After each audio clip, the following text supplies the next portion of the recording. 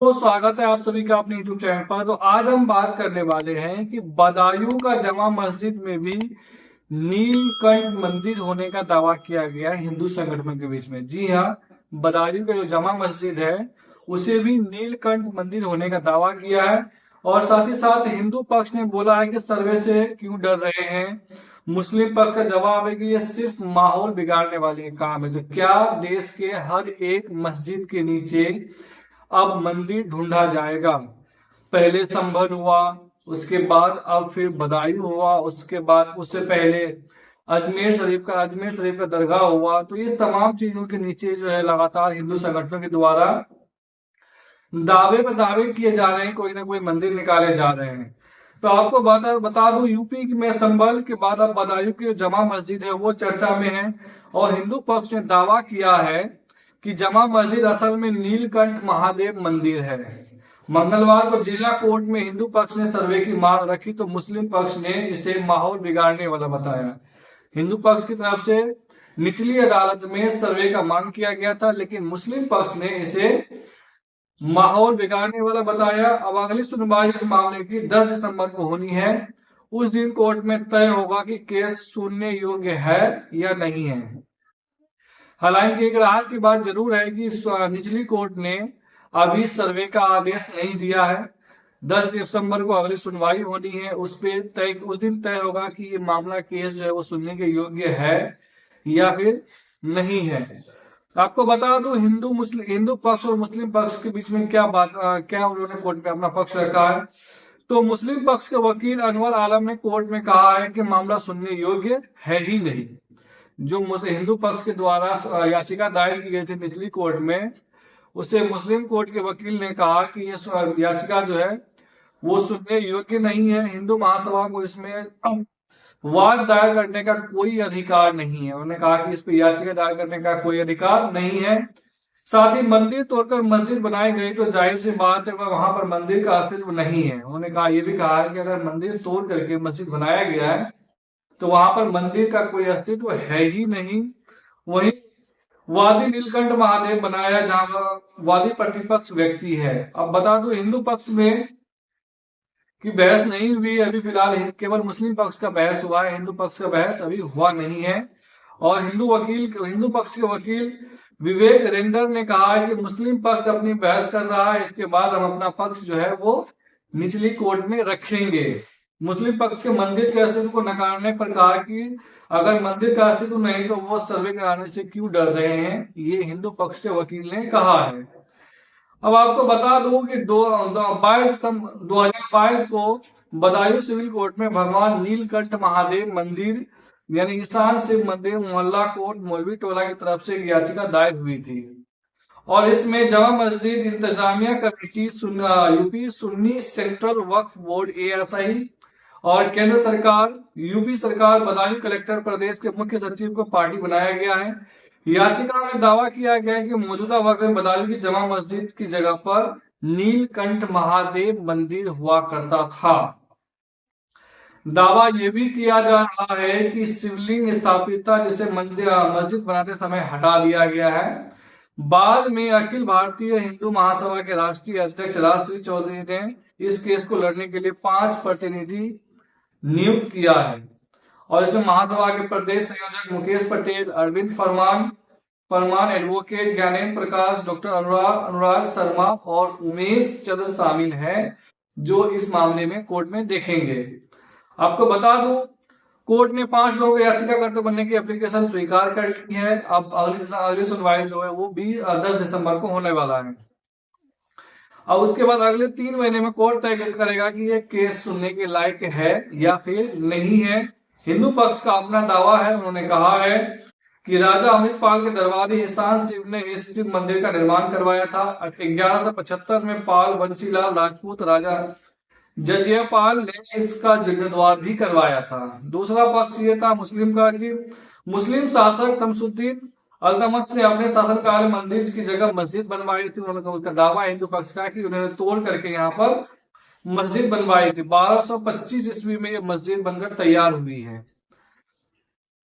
तीसरा उन्होंने ये दावा किया है कि शमसुद्दीन अल्तमश के नाम पर मस्जिद का नाम है जामा मस्जिद शम्स रखा गया है। चौथा दावा यह है कि पहले मंदिर की देखरेख नागा साधु करते थे।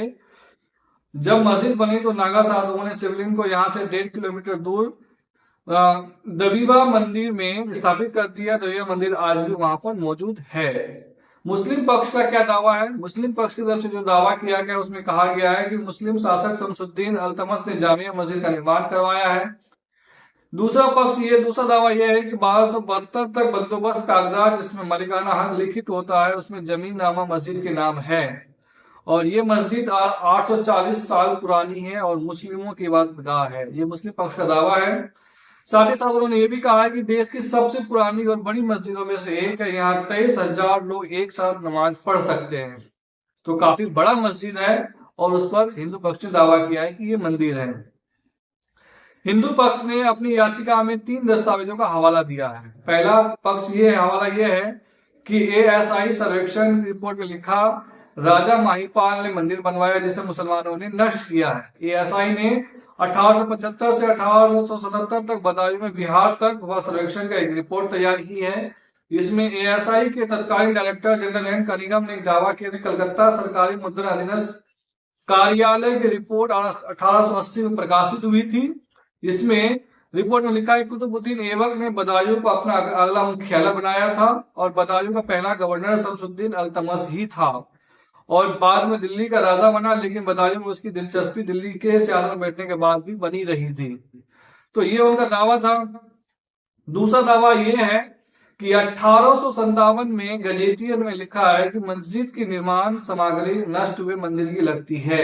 यह उन्होंने दावा किया कि मस्जिद का निर्माण हुआ है वो मंदिर को जो तोड़ा गया है नष्ट हुआ है उसका सामग्री लगता है। यानी ब्रिटिश काल 1857 में गजेटियर तैयार हुआ था जिसमें बदायूं तहसील के इतिहास का भी जिक्र है। पेज नंबर 249 पर लिखा है कि यहाँ सबसे पुरानी मुस्लिम इमारत शायद शम्सुद्दीन अल्तमश की ईदगाह है जो 1202 से 1219 में बदायूं का पहला गवर्नर था, उन्होंने बनवाया था।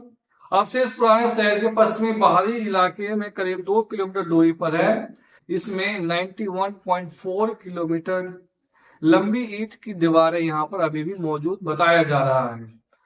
उसके बाद तीसरा जो है उन्होंने जो दावा किया है हिंदू पक्ष ने वो ये कि जिला प्रशासन ने कहा कि ईशान नाम के मठाधीश ने मंदिर बनवाया है, कुतुबुद्दीन के दामाद ने इसे ध्वस्त करवाया है।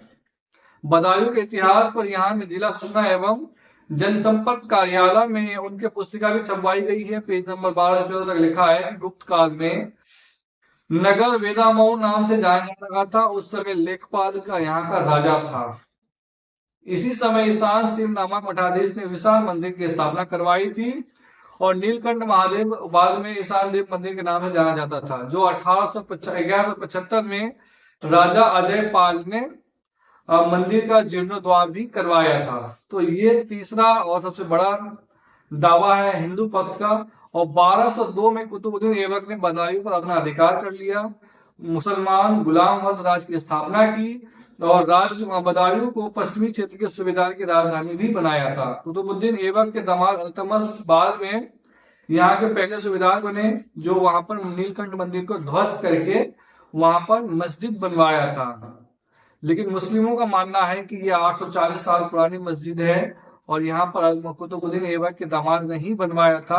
यहाँ पर किसी भी प्रकार का कोई मंदिर को तोड़ा नहीं गया था, जो है वो वही है। साथ ही साथ हिंदू पक्ष ने दावा किया है कि सुरंग पिलर कुआं अभी भी वहां पर मौजूद है। मस्जिद के अंदर सुरंग भी है, पिलर भी वहां पर अभी भी जो है वो मौजूद है। हिंदू पक्ष की तरफ से याचिका में बताया गया है कि अखिल भारतीय हिंदू महासभा के प्रतिनिधि ने कहा कि मुकेश बताते हैं कि ये भगवान नीलकंठ महादेव का मंदिर है, राजा माहीपाल का किला है, किले में ही मंदिर था और दिल्ली फतह करने के बाद मोहम्मद गोरी के सेनापति कुतुबुद्दीन ऐबक दिल्ली पहुंचा। वहां कब्जा करने पर कन्नौज पर भी उन्होंने आक्रमण किया था। तो कुल मिलाकर के ये हिंदू पक्ष का दावा है, लेकिन इस पक्ष में कितना दावा है कितना क्या है ये तो आने वाला वक्त बताएगा। लेकिन फिलहाल अभी निचली अदालत ने बदायूं का सिर्फ याचिका को मंजूर किया है।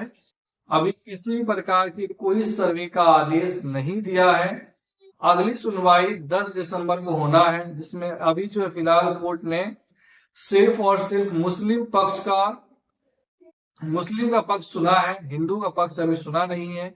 हिंदू पक्ष के कई सारे तथ्य हैं जो अभी सुनने बाकी है। उसके बाद कोर्ट तय करेगा 10 दिसंबर के बाद कि यह मामला सुनने लायक है या फिर नहीं है, कोर्ट अगला तय करेगा। मुझे लग रहा है कि ऐसे में अगर यहाँ भी सर्वे का आदेश दिया तो यहाँ भी माहौल खराब हो सकता है, तमाम तरह की चीजें हो सकती है।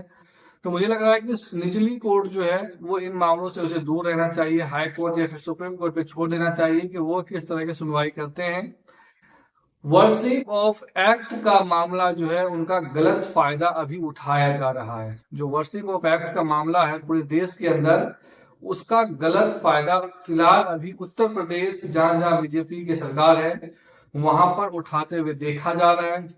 अब अगला बदायूं है, पता नहीं अब अगला कौन सा इसका किस मस्जिद का नंबर है वो तो आने वाला आपको वक्त में पता चल ही जाएगा।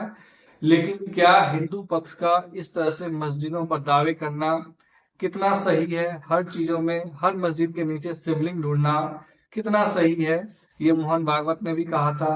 आप अपना कमेंट के जरिए अपना राय जाहिर कर सकते हैं। वीडियो अच्छी लगी हो तो चैनल को सब्सक्राइब कर लीजिए। धन्यवाद।